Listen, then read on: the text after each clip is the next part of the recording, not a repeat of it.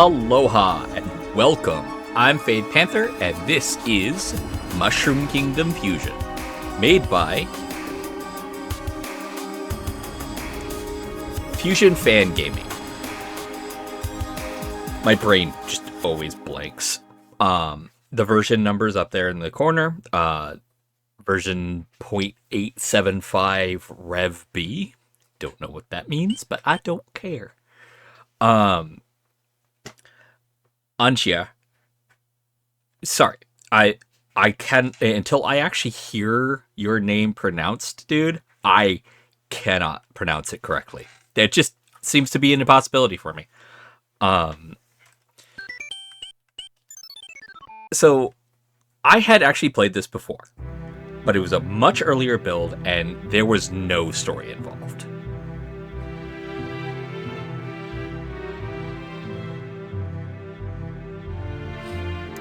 So I'm going to try to play this as best I can, like getting all the characters, getting all of the exits and all that stuff.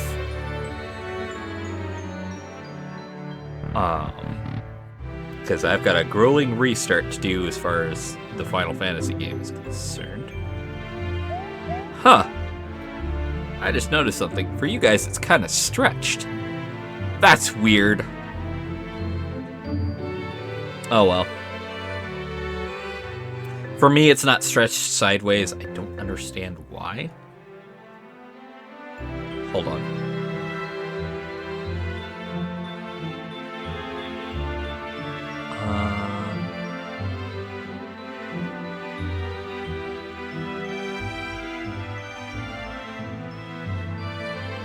So F5, I can bring up the control stuff. That's fine.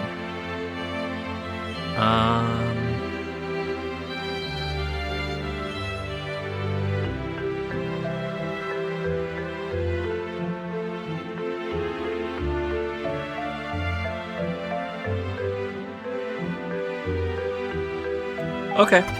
Apparently there's no way I can fix it without altering my capture.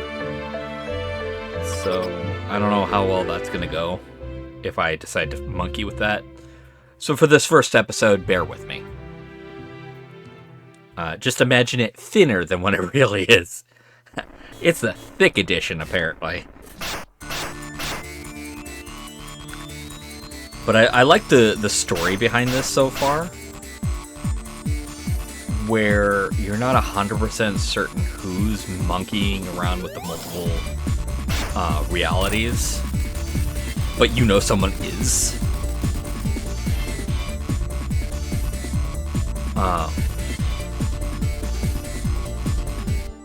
Initiation phase 3 of Legion project. I don't think this has the full story involved. That's the portal for Chrono Trigger. There are a lot of different foes, and I'm gonna be struggling to figure out which ones are from where.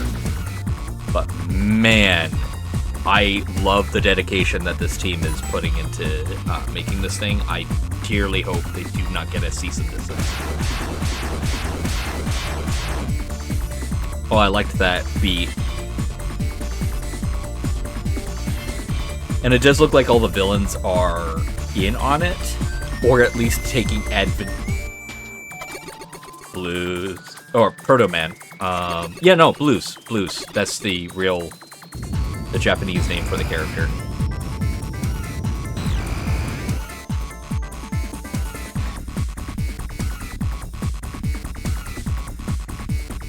Toadette. Toad.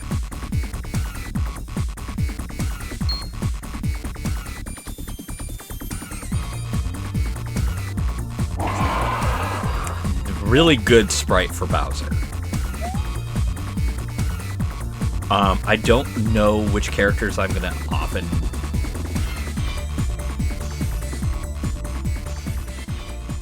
Sorry, I had to cut down the volume because I imagined it being a little higher than normal.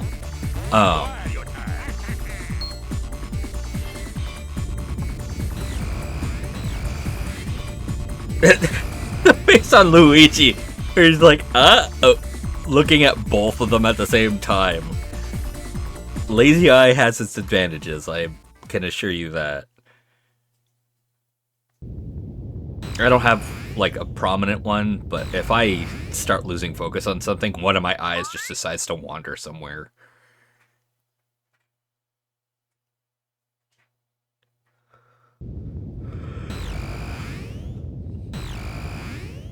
I do not know who this is.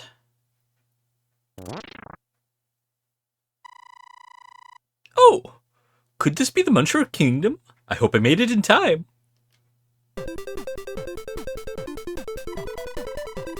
Pardon me, miss. You have my eternal gratitude for pulling me out of that hole. My name is Professor Hector. I'm an inventor. What name do you go by? Oh, this is good. Oh, okay. Roll? Very well. It's nice meeting you, Roll. Unfortunately, I cannot stay and chat. I'm on an urgent quest. Do you know where I can find the Mario Brothers? I imagined her going, who the fuck is Mario? You're not from this world either, my dear? I see. I think it's best that we stick together, at least until we manage to find your way back home. My quest? There's no time to explain. It's urgent that we find the Mario Brothers. Our worlds are in grave danger. I will explain in due time. Come, we must make haste. Why is there a waffle building? This is a work in progress. For this reason, all playable characters are unlocked from the start. To change characters, pause the game on the main map screen and choose player select. Press jump to continue. So I imagine in the full release, you'll only start with roll and then have to work on it from there. Okay, so F5.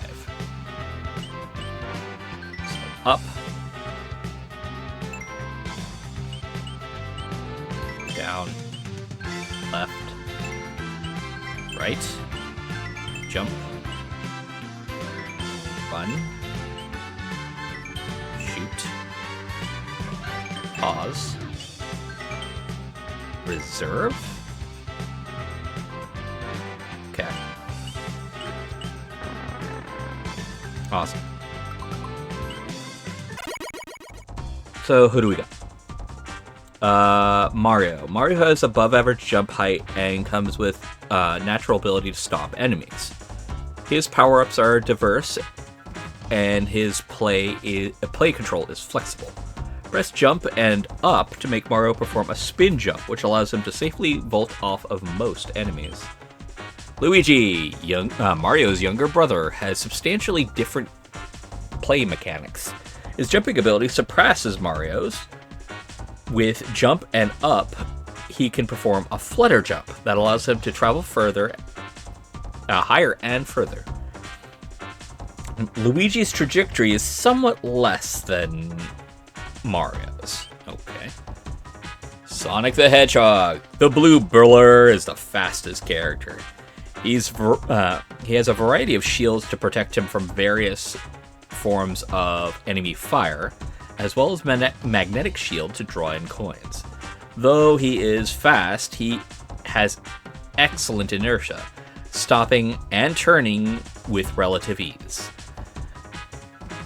I don't think excellent inertia is a great way to define that, but yeah, that's just me. His power-ups are a bit lackluster compared to other characters. I like that they denote that. Tails. Sonic's sidekick. Plays much like Sonic does, though he can't match Sonic's top speed, traction, or few other tricks. He comes with an impressive ability to fly for a limited amount of time. Careful though, flying is a tiring process. If you fully exhaust Tails, you will be without flight for an extended period of time. Wario is a slow but strong character with diverse power-ups. He can do an attacking dash both on the ground and in midair for a speed boost and extra lateral air distance by pressing the run button. He can pound the ground from mid-air by holding down and pressing jump again, creating a shockwave, provided he has a power-up. Waluigi. Waluigi's been doing some training with Wario. He has Wario's dash attack and moves faster than his portly partner, but lacks the ground pound. His power-ups also sacrifice some power for speed. He's an excellent choice for dashing through the easier levels, but less ideal for tougher enemy and boss battles. Arthur. Arthur is a fragile character with low health, terrible knockback, and cannot stop enemies. However, he can double jump and is quite nimble in the air.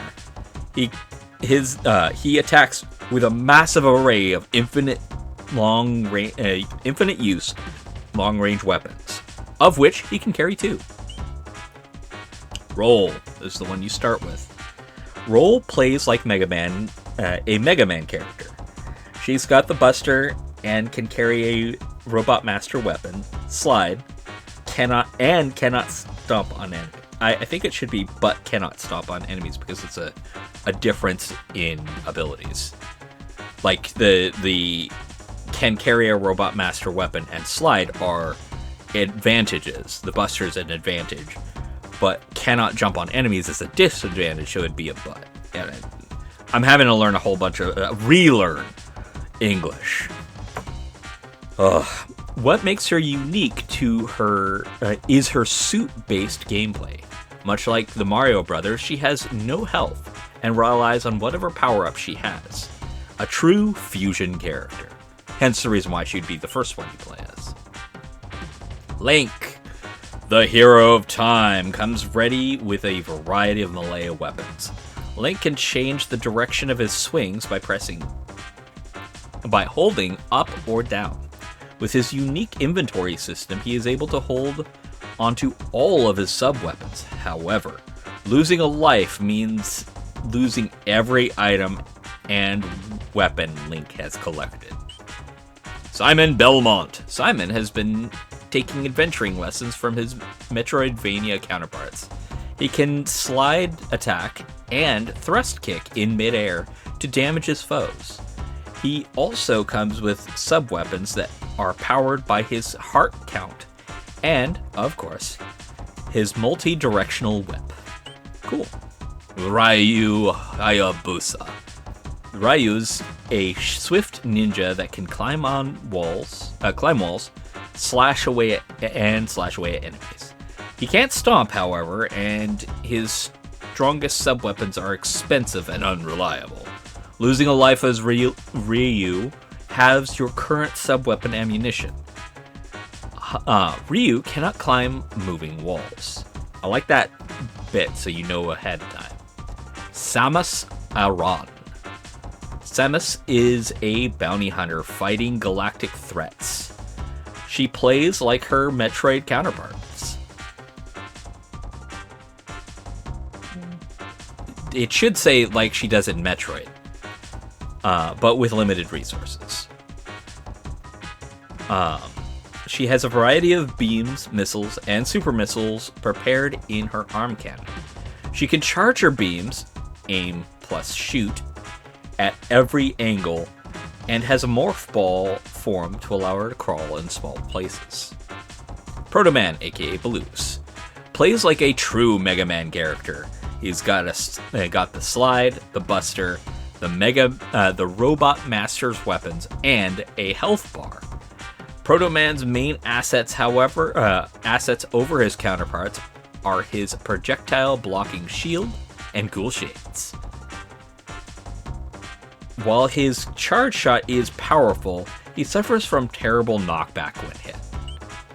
Mega Man plays like Proto Man without the shield. That's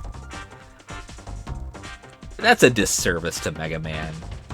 He is able to tank an extra hit, however.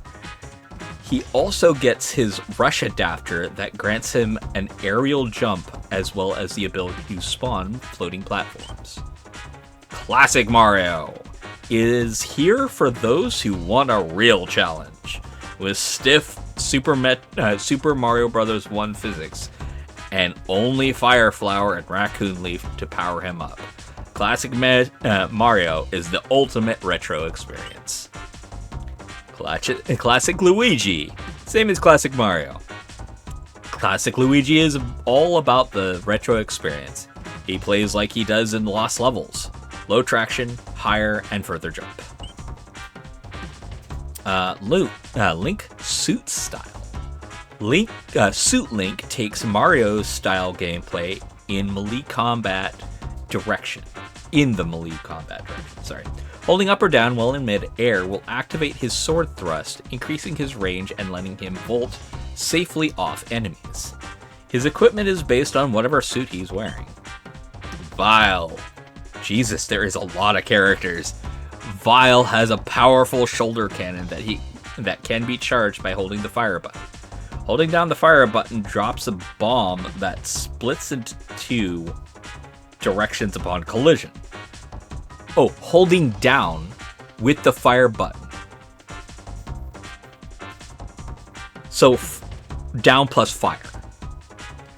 Holding down while jumping allows him to dash, which can be used in midair. Vile can stomp on enemies, unlike every other Mega Man character.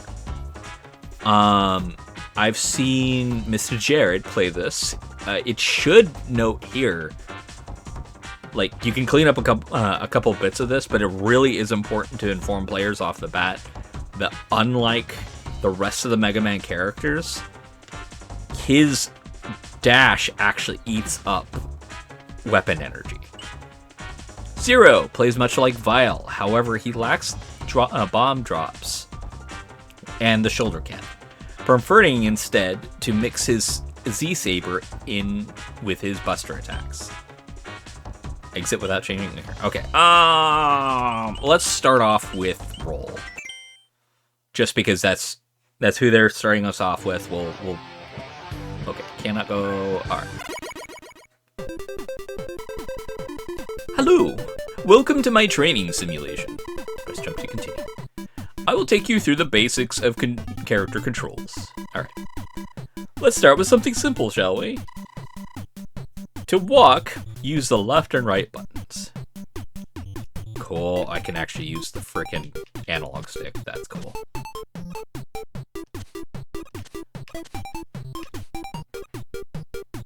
Yep. Oh, okay, so this is talk. Great work. Continue through that door to the right when you're ready. You can enter nearby doors by pressing up.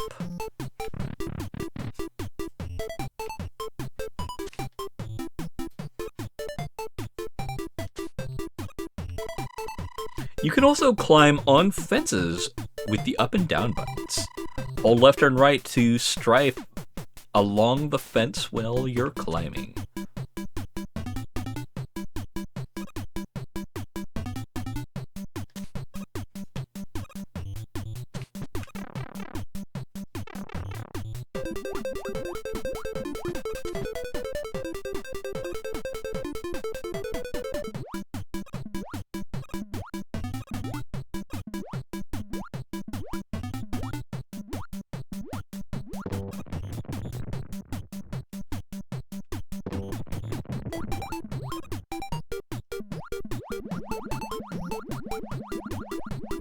Interesting.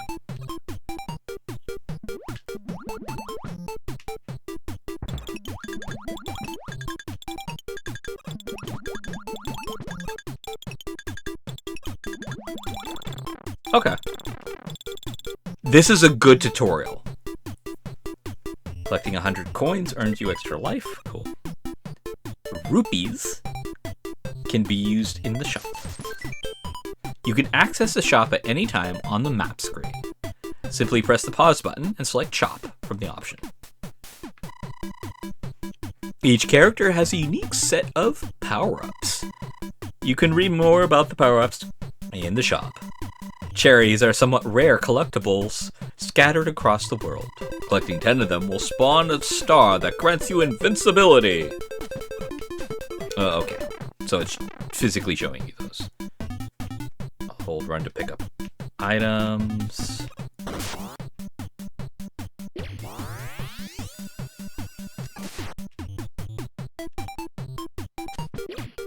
So for Mega Man characters, run is the shoot button. I feel that's counterproductive for you saying run and shoot here. Just saying.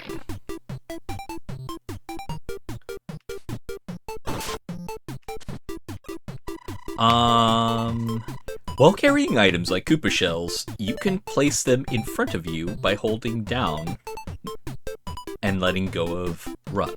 Okay. Placed shells will remain in place instead of being kicked forward. Okay. You can also kick items upward by holding up and letting go of run. Try kicking the key. Okay, so if I do that... Okay, cool. I like that this tutorial exists. Because those are some things that it is really difficult to know you can do them. If you don't already know, yeah, it's a problem. Do you see those grass patches sticking out of the floor? Those are veggie sprouts. You can pull veggie sprouts out of the ground by holding down and pressing run. Press run again to throw your plucked veggie. These make for very effective weapons against most enemies. Your veggies will break. Use your veggies to break all the targets in this room.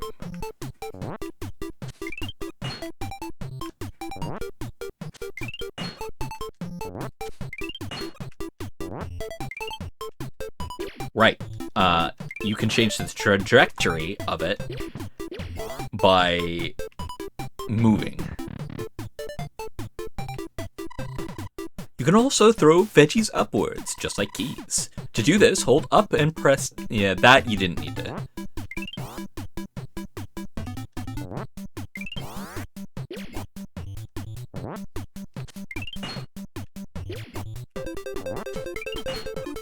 I feel one of the things that should have been said at this point is you cannot pick up a veggie after tossing it. I think that would have been a better use for that text portion. That's just me, though. Like, I give all the respects for these guys. These are nitpicks at best. Mushroom blocks can be picked up at the same way you pluck veggies. Simply stand on top of one, hold down, and press run. Like veggies, you can throw mushroom blocks by pressing run again. Mushroom blocks can also be thrown upwards by holding up and run. Yeah, okay.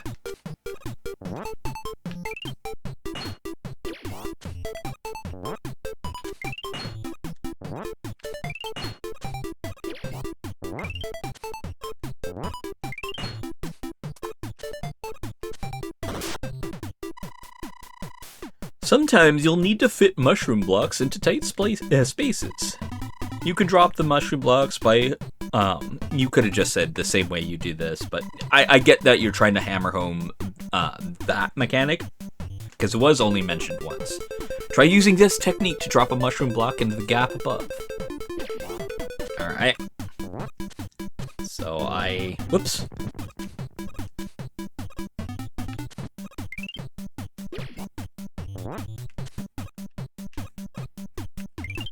Oh, okay. It auto-corrects and goes into the block. That's actually really useful information. Finally, we arrived at the last section of your training. You'll encounter a wide variety of guns in your journey ahead. Here in front of me is a Sniffit mask. It can be fired like a gun. To pick up guns, simply press the shoot button when close to one. After equipping a gun, press the shoot button again to fire it. Do note that most guns only have a limited amount of ammo. Fortunately, the Buster gun up ahead has unlimited ammo in case... Okay. In case your Sniffit mask runs out.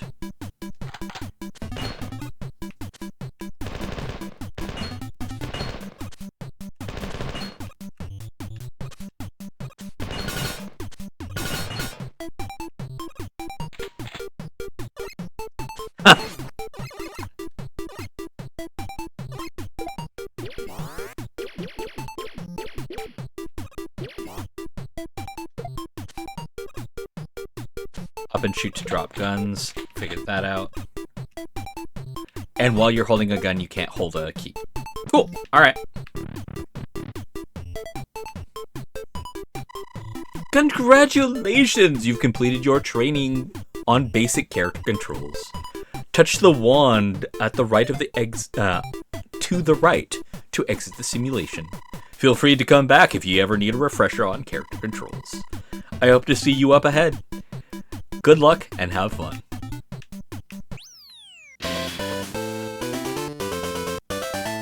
Nice. Let's do at least one actual.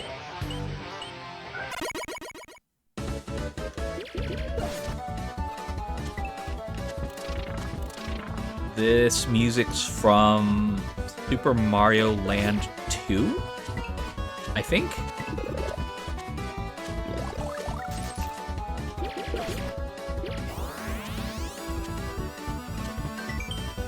Some levels have red coins disguised as regular coins. Find all 8 of them in a stage to be rewarded a prize near the end of the level. The prize you get varies depending on the level. Oh, good to know.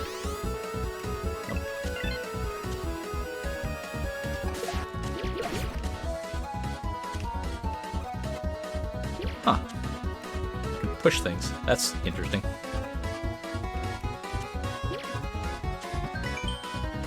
Do you see that special hand icon over those shy guys? I mean, the one, yeah. It means it's safe to stand on those enemies, and you won't get hurt, even if your playable character can't stomp them. Once you are standing on one, you can pick it up and toss it.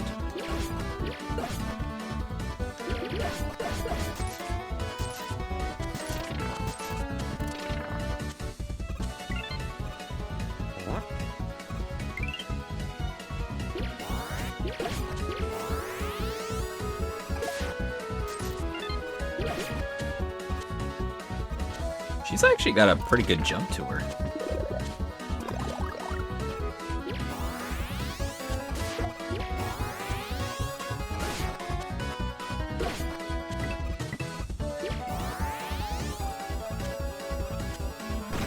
Oh.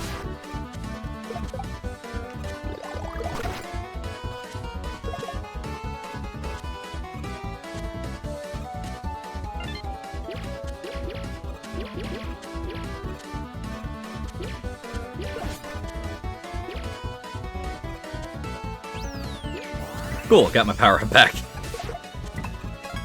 Ooh.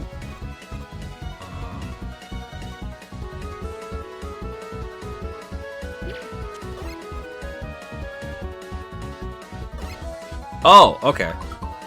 That's weird.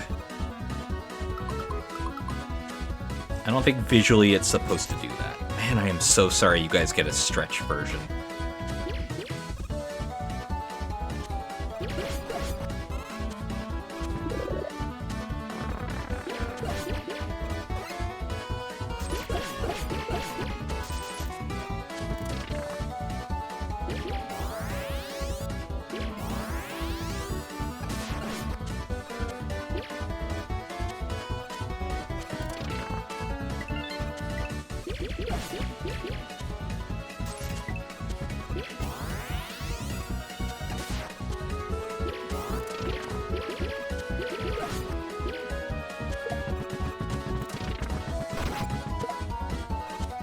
Interesting.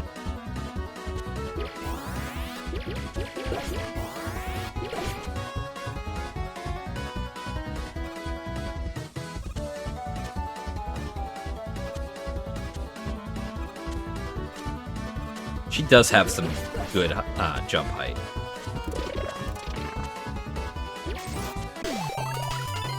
Ooh.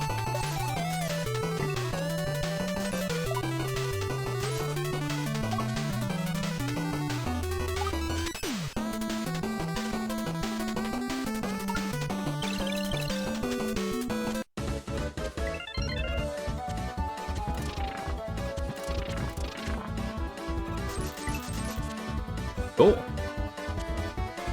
Now we can go back here. There. I imagine this is the first stage, so if you can get to the top of the flagpole, you get a 1-up.